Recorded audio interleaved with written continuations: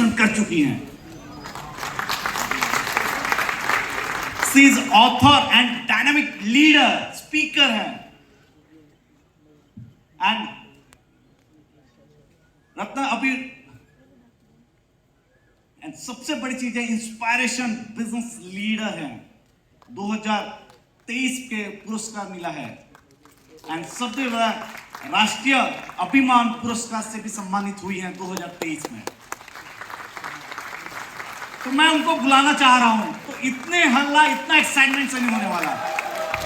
जोरदार से तालियां से स्वागत करेंगे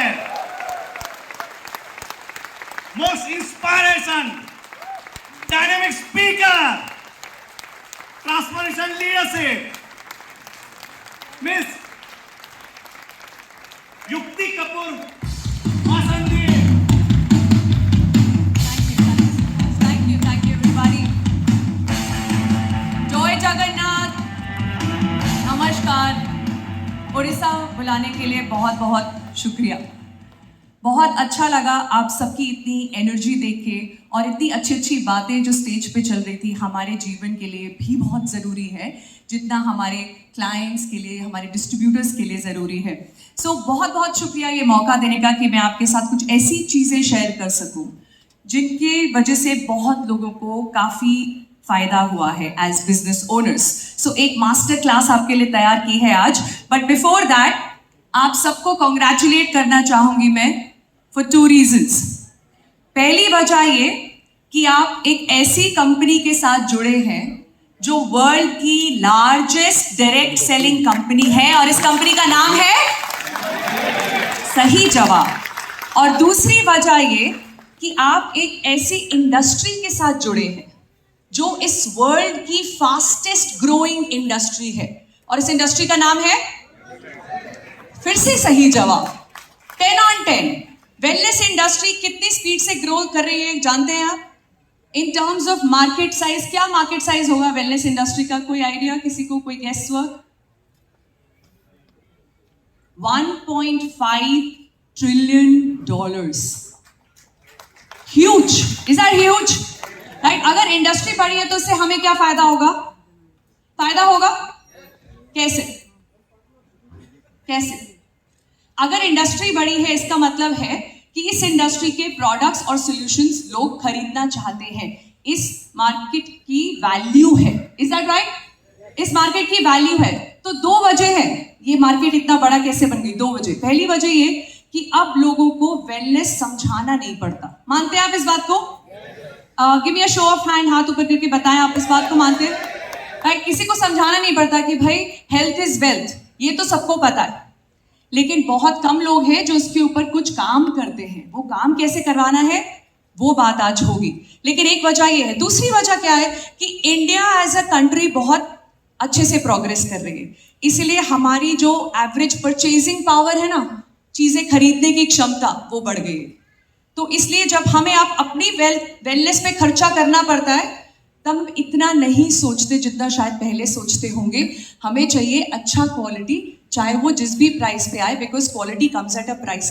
इस वजह से वेलनेस इंडस्ट्री $1.5 ट्रिलियन इंडस्ट्री बन चुकी है, और आप उस इंडस्ट्री का हिस्सा है, तो तालियां हो जाएं आपके लिए। अब जरा अपने पड़ोसियों को देख के बोलिए कॉन्ग्रेचुलेशंस। कॉन्ग्रेचुलेशंस, आप एक बहुत बड़ी इंडस्ट्री का हिस्सा हैं। प्लीज बोल रहे हैं आप?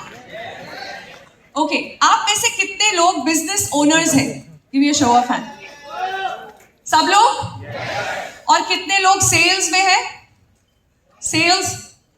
बाकी लोग क्या करते हैं भाई? क्योंकि सेल्स के बारे में 3 चीजें समझना बहुत जरूरी है। पहला ये कि हम सब सेल्स में हैं, हम सब कुछ ना कुछ सेल कर रहे हैं सारे टाइम। Is that right? या तो कोई प्रोडक्ट, या तो कोई सर्विस, या तो कोई आइडिया, या कोई सजेशन, या कोई व्यू पॉइंट। हर समय हम सब कुछ ना कुछ सेल कर रहे हैं। अपना स्वभाव अच्छा रखते हैं, क्यों? क्योंकि हम चाहते हैं लोग हमें पसंद करें, हमें एक्सेप्ट करें। वो भी तो सेल है कि नहीं?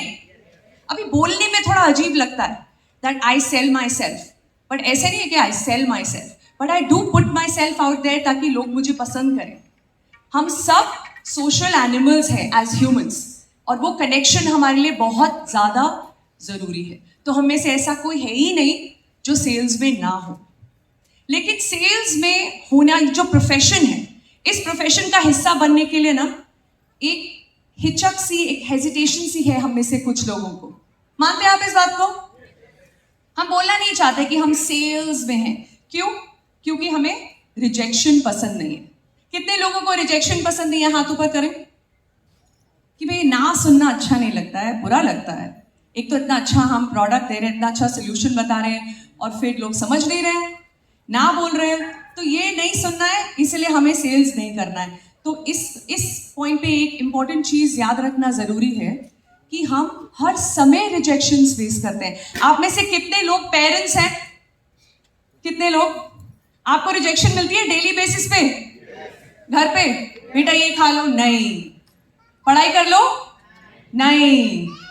कपड़े चेंज कर लो स्कूल से आने के बाद, नहीं।